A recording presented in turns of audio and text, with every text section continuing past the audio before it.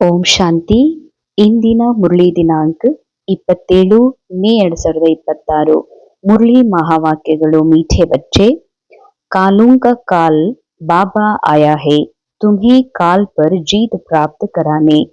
ಮಧುರ ಮಕ್ಕಳೇ, ಕಾಲರ ಮಹಾಕಾಲ ಬಾಬಾ ಬಂದಿದ್ದಾರೆ ತಮಗೆ ಕಾಲದ ಮೇಲೆ ವಿಜಯವನ್ನ ಪ್ರಾಪ್ತ ಮಾಡಿಸುವುದಕ್ಕಾಗಿ. मन मना भव के मंत्र से ही तुम काल पर जीत पाएंगे. ಮನ್ ಮನಾಭವದ ಮಂತ್ರದಿಂದಲೇ ತಾವು ಕಾಲನ ಮೇಲೆ, ಸಮಯದ ಮೇಲೆ, ಸಾವಿನ ಮೇಲೆ ವಿಜಯವನ್ನ ಪ್ರಾಪ್ತ ಮಾಡಿಕೊಳ್ಳಲು ಸಾಧ್ಯವಿದೆ. ಬಾಬಾ ಹೇಳ್ತಾರೆ, ಕಾಲರಿಗೂ ಕಾಲ ಮಹಾಕಾಲ. ಕಾಲರ ಕಾಲ ಅಂದ್ರೆ ಹೇಗೆ ಮರಣ ಬರ್ತದ, ಅದಕ್ಕೆ ಸಾವು ಅಂತ ಹೇಳಲಾಗ್ತದ. ಸಾವು ಏನಿದೆ, ಆ ಸಾವಿನ ಮೇಲೆ ಒಂದು ಸಾಯಿಸುವಂತಹ ವ್ಯಕ್ತಿ ಅಂತ ಕಾಲರ ಕಾಲ. ಅಂದ್ರೆ ಈಗ ನಾವು ಶಾರೀರಿಕವಾಗಿ ಹದ್ದಿನ ರೂಪದಲ್ಲಿ ಶರೀರವನ್ನ ಬಿಡ್ತೀವಿ, ಆದ್ರೆ ಬೇಹದ್ದಿನ ರೂಪದಲ್ಲಿ ಈ ಜಗತ್ತಿನಿಂದಲೇ ಪರೆ ಮಾಡಿಕೊಂಡು, ಈ ಜಗತ್ತಿನಿಂದಲೇ ನಮ್ಮನ್ನ ಡಿಟ್ಯಾಚ್ ಮಾಡಿಕೊಂಡು ತನ್ನ ಮೂಲ ಸ್ಥಾನಕ್ಕೆ ಕರ್ಕೊಂಡು ಹೋಗುವಂತ ಮಹಾಕಾಲ್ನೂ ಕೂಡ ಒಬ್ರಿದಾರ, ಅವರೇ ಪರಮಾತ್ಮ.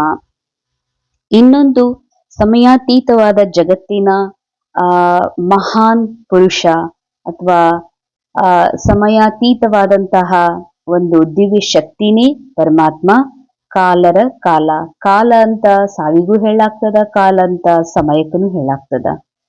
ಸಮಯದಿಂದ ಪರೆ ಸಮಯಾತೀತವಾದಂತಹ ಟೈಮ್ಲೆಸ್ ಪರಮಾತ್ಮ ಈ ಜಗತ್ತಿನಲ್ಲಿ ಬಂದು ಈ ಸಮಯದಿಂದ, ಸಮಯದ ಚಕ್ರದಿಂದ, ಸರ್ವ ಬಂಧನಗಳಿಂದ ಬಿಡಿಸೋದಕ್ಕಾಗಿ ಸಾವಿನ ಮೇಲೆ ವಿಜಯ, ಈ ಸಮಯದ ಮೇಲೆ ವಿಜಯ. ಯಾಕಂದ್ರೆ ಸಮಯ ನಮ್ಮನ್ನ ಬಂಧಿಸ್ಬಿಟ್ಟಿದೆ, ಸಾವು ನಮ್ಮನ್ನ ಅನೇಕ ರೀತಿಯ ಭಯದಲ್ಲಿ ಬಂಧಿಸ್ಬಿಟ್ಟಿದೆ. ಇದೆಲ್ಲದರ ಮೇಲೆ ವಿಜಯ ಪ್ರಾಪ್ತ ಮಾಡಿಸೋ ಸಲುವಾಗಿನೇ ಬಂದಿದ್ದಾರೆ. ವಿಜಯ ಯಾವಾಗ ಆಗಕ್ ಸಾಧ್ಯ ಅಂದ್ರೆ ಮನ್ ಮನಾಭವದ ಮಂತ್ರದಿಂದ. ಮನ್ ಮನಾಭವ, ಮನ್ ಕೋ ಭಗವಾನ್ ಕೆ ಸಾಥ್ ಮ್ಯಾಚ್ ಕರೋ.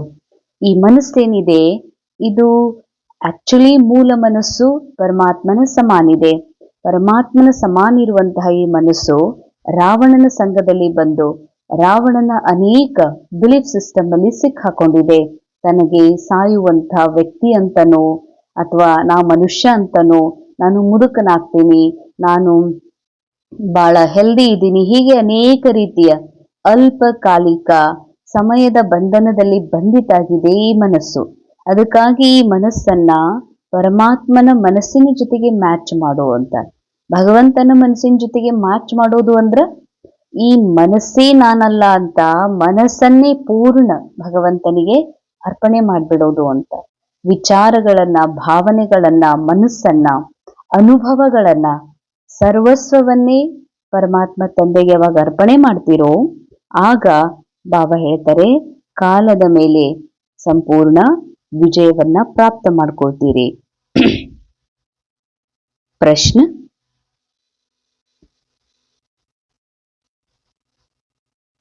रूहानी बाप तुम रूहानी यात्रियों को कौन सी एक विशेष शिक्षा देते हैं? ಆತ್ಮೀಯ ತಂದೆ ತಾವೆಲ್ಲ ಆತ್ಮೀಯ ಮಕ್ಕಳಿಗಾಗಿ ಯಾವ ಒಂದು ವಿಶೇಷ ಶಿಕ್ಷಣವನ್ನ ಕೊಡ್ತಾ ಇದ್ದಾರೆ? ಉತ್ತರ, ಹೇ ರೂಹಾನಿ ಯಾತ್ರಿ, ತುಮ್ ದೇಹ ಅಭಿಮಾನ್ ಚೋಡ್ ದೇಹಿ ಅಭಿಮಾನಿ ಬನೋ. ನಾವೆಲ್ಲ ಆತ್ಮಿಕ ಯಾತ್ರಿಕರು, ಅರ್ಥಾತ್ ಗುಪ್ತ ಯಾತ್ರಿಕರು. ಅರ್ಥಾತ್ ಭಲೆ ಈ ದೇಹ ಅಮರನಾಥಕ್ಕೆ ಹೋಗ್ಬೋದು, ಈ ದೇಹ ಶ್ರೀಶೈಲಕ್ಕೆ ಹೋಗ್ಬೋದು, ರೋಲ್, ಆದ್ರೆ ಇದೆಲ್ಲರ ಕಣ್ಣಿಗೆ ಕಾಣಿಸ್ತದ? ಕಣ್ಣಿಗೆ ಕಾಣದೇ ಇರುವಂತಹ ಒಬ್ಬ ಯಾತ್ರಿ, ಅದೃಶ್ಯ ಯಾತ್ರಿ, ಅದು ಆತ್ಮ ನಾನು. ನೀವೆಲ್ಲ ಆತ್ಮಿಕ ಯಾತ್ರಿಕರಿದ್ದೀರಿ. ಇಲ್ಲಿ ನಿಮಗೆ ವಿಶೇಷ ಯಾವ ಶಿಕ್ಷಣ ಸಿಗ್ತದೆ? ಸಂಗಮ ಯುಗದಲ್ಲಿ ಯಾತ್ರೆ ಮುಗಿಸ್ಕೊಂಡು ನಾವು ಕೊನೆಯ ಒಂದು ಏನು ಸ್ಥಾನಕ್ಕೆ ಬಂದು ನಿಂತ್ಕೊಂಡಿದ್ದೀವಿ, ಇಲ್ಲಿ ಪರಮಾತ್ಮನಿಂದ ಶಿಕ್ಷಣ ಸಿಗ್ತಾ ಇದೆ. ಅದು ಯಾವ ಶಿಕ್ಷಣ ಅಂದ್ರೆ, ಹೇ ರೂಹಾನಿ ಯಾತ್ರಿ ತುಮ್ ದೇಹ ಅಭಿಮಾನ್ ಚೋಡ್ ದೇಹಿ ಅಭಿಮಾನಿ ಬನೋ. ಎಷ್ಟು ಸುಂದರ ಮಾತು. ಬಾಬಾ ಮೊದಲ ಶ್ರೀಮತ, ಹೇ ನನ್ನ ಆತ್ಮೀಯ ಯಾತ್ರಿಕರೇ, ನೀವು ಈ ದೇಹವ ಅಭಿಮಾನ ಬಿಟ್ಟು ನಾವು ದೇಹಿ ಆತ್ಮ ಇದೀವಿ ಅನ್ನುವಂತ ಸತ್ಯದಲ್ಲಿ ಬನ್ರಿ. ರಾವಣನೇ ಆಧಾ ಕಲ್ಪಸೆ ತುಮ್ಹಿ ದೇಹ ಅಭಿಮಾನಿ ಬನಾಯ. ಯಾಕೆಂದ್ರೆ ರಾವಣನ ರಾಜ್ಯದಲ್ಲಿ ಅಭಿನಯ ಮಾಡ್ತಾ ಯಾತ್ರೆ ಮಾಡ್ತಾ ಮಾಡ್ತಾ ನೀವು ರಾವಣನ ಒಂದು ದೇಹ ಅಭಿಮಾನದಲ್ಲಿ ಬಂದ್ಬಿಟ್ಟಿದ್ದೀರಿ. ರಾವಣನ ಜಗತ್ತಿನಲ್ಲಿ ದೇಹ ಅಭಿಮಾನದಲ್ಲಿ ಬರೋದು ಅಂದ್ರೆ ಸೂಕ್ಷ್ಮವಾದ ನಾನು ಸ್ಥೂಲ್ ಅಂತ ತಿಳ್ಕೊಂಡಿರೋದು.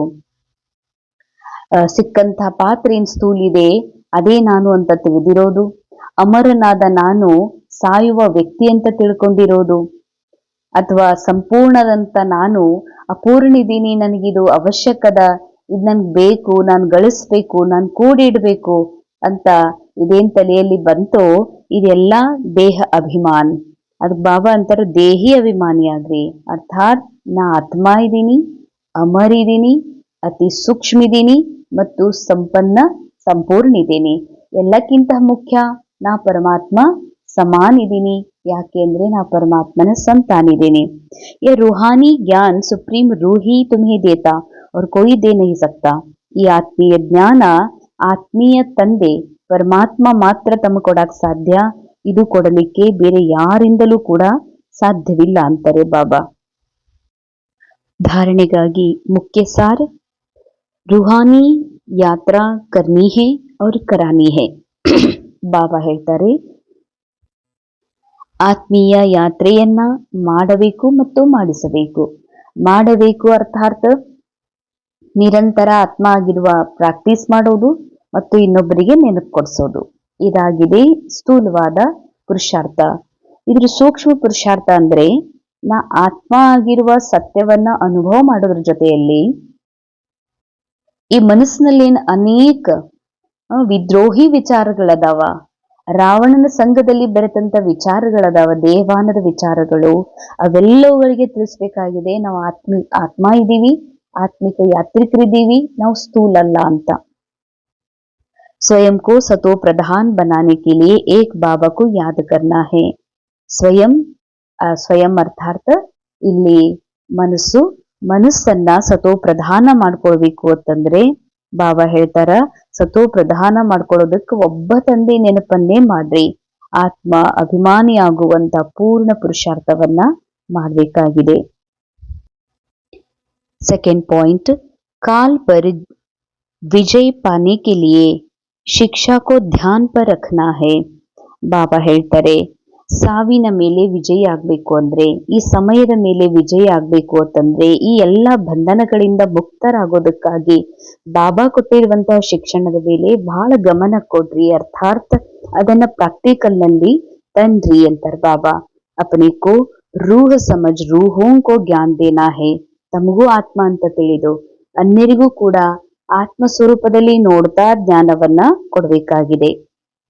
वरदान, बाप दादा के कर्तव्य को अपना निशाना बनाने वाले मास्टर मर्यादा पुरुषोत्तम भव. ಬಾಪ್ ದಾದಾರವರ ಕರ್ತವ್ಯವನ್ನ ತಮ್ಮ ನಿಶಾನೆಯನ್ನಾಗಿ ಮಾಡಿಕೊಳ್ಳುವಂತಹ ಮಾಸ್ಟರ್ ಮರ್ಯಾದಾ ಪುರುಷೋತ್ತಮರು ಆಗ್ರಿ. ಕಹಾ ಜಾತಾ ಹೇ ಅಪ್ನಿ ಘೋರ್ ತೋ ನಶಾ ಚಡೆ, दूसरे की कमाई में कभी भी आंख नहीं जानी चाहिए. ಅಂಡರ್ಲೈನ್, ಬಹಳ ಸೂಕ್ಷ್ಮವಾಗಿರುವ ಆಧ್ಯಾತ್ಮಿಕ ರಹಸ್ಯವಿದು. ತಮಗೆ ತಾವೇ ನಶೆಯನ್ನ ಏರಿಸಿಕೊಳ್ಳುತ್ತಿರಬೇಕು ಅಂತ. ಯಾಕೆ ಅಂದ್ರೆ ಈ ಆಧ್ಯಾತ್ಮಿಕ ಯಾತ್ರೆಯಲ್ಲಿ ನನ್ನ ರೂಹಾನಿ ಆತ್ಮೀಯ ನಶೆಯನ್ನ, ಒಂದು ಆಧ್ಯಾತ್ಮಿಕ ಯಾತ್ರೆಯ ಒಂದು ನಶೆ ಇದೆ, ಇದನ್ನ ಇಳಿಸೋರ ಅದಾರ. ಎಲ್ಲಾರು ಲೌಕಿಕ ಸ್ಥೂಲ ಜಗತ್ತಿಗೆ ಕರೆಯೋರ ಅದಾರ, ಜಗ್ಗವ್ರ ಅದಾರ. ಅಂದ್ಮೇಲೆ ಇಲ್ಲಿ ಏನಿದೆ ಅಂದ್ರೆ ನನಗೆ ನಾನೇ ನಶ ಏರಿಸ್ಕೋಬೇಕು. ಹಿಂಗಲ್ಲ, ನನಗೆ ಉತ್ಸಾಹ ತುಂಬೋರು ಯಾರೋ ಬರ್ತಾರ, ನನಗ್ ಗುರುವಾಗಿ ಯಾರೋ ಸಿಗ್ತಾರ, ಹೀಗ್ ಸಾಧ್ಯ ಇಲ್ಲ. ಭಗವಂತನೇ ಗುರು ನಮ್ಮ ಜೀವನದಲ್ಲಿ ಪರಮಾತ್ಮನ ಪ್ರಾಪ್ತಿಯಾಗಿದೆ ಅಂದ್ಮೇಲೆ ಬಸ್ ಇನ್ನು ಅವರ ಶಿಕ್ಷಣವನ್ನ ಬುದ್ಧಿಯಲ್ಲಿ ಇಟ್ಕೊಂಡು ತಮ್ಮ ಒಂದು ಮನಸ್ಸಿನೊಳಗೆ ಏನ್ ಖುಷಿ ಬೇಕಾಗಿದೆ, ನಶಾ ಬೇಕಾಗಿದೆ, ತಮಗ್ ತಾವೇ ಏರಿಸ್ಕೋಬೇಕಂತಾರ ಬಾಬಾ. ಹಿಂಗಲ್ಲ, ಅನ್ಯರ ಗಳಿಕೆಯೊಳಗ ಕಣ್ ಹಾಕ್ಬೇಡ್ರಿ. ಬಹಳ ಸೂಕ್ಷ್ಮ ಆಧ್ಯಾತ್ಮಿಕ ಮಾತು. ಯಾರೋ ಆಧ್ಯಾತ್ಮಿಕ ಯಾತ್ರೆಯಲ್ಲಿ ಬಹಳ ಮುಂದದಾರ, ಬಹಳ ಸೂಕ್ಷ್ಮದಾರ, ಬಹಳ ಏಕಾಗ್ರದಾರಂದ್ರ ಅವ್ರೊಳಗೆ ಕಣ್ ಹಾಕ್ಬೇಡ್ರಿ ಅಂತಂದ್ರ ಇವ್ರು ಹಿಂಗದಾರತ್ತಂದ್ರ ಇವ್ರು ಯಾಕೆ ನಮ್ಗೊಂದಿಷ್ಟು ದಾರಿ ತೋರಿಸ್ಬಾರ್ದು, ಇವ್ರು ಯಾಕೆ ನಮ್ಗೆ ಹೆಲ್ಪ್ ಮಾಡಬಾರ್ದು, ಇವ್ರು ಯಾಕೆ ನನಗ ನೀವುನು ನಿಮ್ಮ ಕಷ್ಟ ಏನು ಅಂತ ಕೇಳಬಾರ್ದು, ಅಂತ ನಿಮ್ ಕಣ್ಣು ಬೇರೆಯವ್ರೊಳಗೆ ಹಾಕ್ಬೇಡ್ರಿ ಅಂತಾರ ಬಾಬಾ. दूसरे के नशे को निशान बनाने के बजाय बाप दादा के गुण और कर्तव्य को निशान बनाओ. ಈಗ ಯಾರೋ ಬಹಳ ಸಮಾಧಾನದಾರ, ಜೀವನದಲ್ಲಿ ಬಹಳ ಶಾಂತಿಪೂರ್ವಕ ಜೀವನ್ ಮಾಡ್ತಿದ್ದಾರ, ಬಹಳ ಸಮಸ್ಯಾ ಮುಕ್ತ ಜೀವನ್ ಮಾಡ್ತಿದ್ದಾರ. ಯಾರೋ ಬಹಳ ಹೆಲ್ದಿ ಅದಾರ, ಇಲ್ಲ ಯಾರೋ ಬಹಳ ದುಡಿತಾರ, ಅವರಿಗೆ ಅನೇಕ ರೀತಿಯ ಸಂಪತ್ತದ. ಇವ್ರ ಹತ್ರ ಇಷ್ಟು ದುಡ್ಡದ, ನಮ್ಗೆ ಯಾಕೆ ಹೆಲ್ಪ್ ಮಾಡಬಾರ್ದು? ನಮ್ ಸಾಲದ ರೂಪದಲ್ಲೇ ಯಾಕೆ ಕೊಡಬಾರ್ದು? ಇವ್ರ ಜೀವನ ಇಷ್ಟು ಚಲೋ ಅದ, ನಮ್ಗೆ ಯಾಕೆ ಒಂದ್ ಸ್ವಲ್ಪ ನಮ್ ಜೊತೆ ಕೈ ಗುಡಿಸೋದಿಲ್ಲ? ಅರೆ, ಇನ್ನೊಬ್ಬರ ಜೀವನ, ಇನ್ನೊಬ್ಬರ ಖುಷಿ, ಇನ್ನೊಬ್ಬರ ನಶೆಗೆ ನಿಶಾನ್ ಯಾಕೆ ಮಾಡ್ಕೋತೀರಿ? ಇವ್ರು ನನಗೆ ಯಾಕೆ ಮಾಡಬಾರ್ದು, ಹೆಲ್ಪ್ ಮಾಡಬಾರ್ದು ಅಂತ? ಅರೆ, ಬಾಪ್ ದಾದಾ ಗುಣಗಳ ಭಂಡಾರ ಇದಾರ. ಬಾಬಂದಿಷ್ಟು ಮಹಾನ್ ಕರ್ತವ್ಯ ನಡೀತಾ ಇದೆ. ಈ ಕರ್ತವ್ಯದಲ್ಲಿ ನಾನು ಯಾಕೆ ಸಹಯೋಗಿ ಆಗ್ಬಾರ್ದು ಅಂತ ವಿಚಾರ ಮಾಡು. ನನಗೆ ಯಾಕೆ ಈ ವ್ಯಕ್ತಿಗಳು ಇವರೆಲ್ಲ ಎಷ್ಟು ಆರಾಮದಾರ, ಇವರೆಷ್ಟು ಪುರುಷಾರ್ಥದಲ್ಲಿ ಮುಂದದಾರ, ನೀವೊಂದ್ ಸ್ವಲ್ಪ ಆರಾಮಿದ್ದೀರಿ, ನಮ್ಗೊಂದ್ ಸ್ವಲ್ಪ ತ್ರಾಸ ಅದ, ಅದಕ್ಕೆ ನಾವು ನಿಮ್ಗೆ ಕೇಳಕತ್ತೀವಿ, ಇಲ್ಲಾಂದ್ರೆ ಕೇಳ್ತಿದ್ವೇನು ಇಂತ ನಿಶಾನ್ ಯಾಕೆ ಮಾಡ್ಕೋತೀರಂತಾರ ಬಾಬಾ. बाप दादा के साथ अधर्म विनाश सत्धर्म स्थापना के कर्तव्य में मददगार बनो. अंडरलाइन, ಬಾಪ್ ದಾದಾರವರ ಜೊತೆಯಲ್ಲಿ ಅಧರ್ಮ ವಿನಾಶ ಆಗುವ, ಸತ್ಯ ಧರ್ಮ ಸ್ಥಾಪನೆ ಮಾಡುವಂತ ಮಹಾನ್ ಕರ್ತವ್ಯ ಇದೆ. ಈ ಕರ್ತವ್ಯದಲ್ಲಿ ಸಹಯೋಗಿ ಆಗು. ಯಾಕೆಂದ್ರೆ ಜೀವನದಲ್ಲಿ ಏನೇ ಒಂದು ಕಮ್ಮಿ ಬಿದ್ದಿದೆ ಅಂತಂದ್ರ ಜೀರೋ ಬ್ಯಾಲೆನ್ಸ್ ಇದೆ. ಆದ್ರೆ ಯಾರ ಹತ್ರ ಏನೆಲ್ಲ ಕಾಣ್ತಾ ಇದೆ, ಅವ್ರ ಬ್ಯಾಲೆನ್ಸ್ ಭರ್ಪೂರ್ ಇದೆ. ಯಾಕಂದ್ರೆ ಅವ್ರು ಅಷ್ಟು ಪುಣ್ಯವನ್ನ ಮಾಡಿಟ್ಟಿದಾರ. ಅವ್ರ ಪುಣ್ಯವನ್ನ ನೋಡಿ ನೀನು ನನಗೂ ಸಿಗ್ಬೇಕು ಅಂತ ಅನ್ನೋದ್ರಿಂದ ಏನೂ ಆಗೋದಿಲ್ಲ. ನನ್ನ ಜೀರೋ ಬ್ಯಾಲೆನ್ಸ್ ಅನ್ನ ಹೆಚ್ಚಿಸ್ಕೋಬೇಕಾಗ್ತದ, ಪುಣ್ಯ ಕರ್ಮವನ್ನ ಮಾಡ್ಬೇಕಾಗ್ತದ. ಆ ಪುಣ್ಯ ಕರ್ಮ ತೀವ್ರ ರೀತಿಯಲ್ಲಿ ಜಮಾ ಆಗ್ಬೇಕು ಅಂದ್ರೆ ಪರಮಾತ್ಮನ ಒಂದು ಮಹಾನ್ ಕರ್ತವ್ಯ ನಡೀತಾ ಇದೆ, ಅದರಲ್ಲಿ ಎಲ್ಲಾ ರೀತಿಯ ಸಹಯೋಗಿ ಆಗು. ತನು ಮನ ಧನ ಸರ್ವ ರೂಪದಿಂದ ಸಹಯೋಗಿ ಆಗು. ಯಾವ ಕಾರ್ಯ ನಡೀತಾ ಇದೆ? ಅಧರ್ಮದ ವಿನಾಶ, सत्य धर्म स्थापनेय महान कर्तव्य नडीता ಇದೆ. अधर्म विनाश करने वाले अधर्म का कार्य और दैवी मर्यादा को तोड़ने का कार्य कर नहीं सकते. ಅಧರ್ಮದ ವಿನಾಶ ಮಾಡುವಂತಹ ತಾವು ಮಕ್ಕಳು ದೈವಿ ಮರ್ಯಾದೆ ಮುರಿಯುವಂತ ಕೆಲಸ ಎಂದಿಗೂ ನೀವು ಮಾಡಬಾರದು. ವೇ ಮಾಸ್ಟರ್ ಮರ್ಯಾದಾ ಪುರುಷೋತ್ತಮ ಹೋತೆ ಹೇ.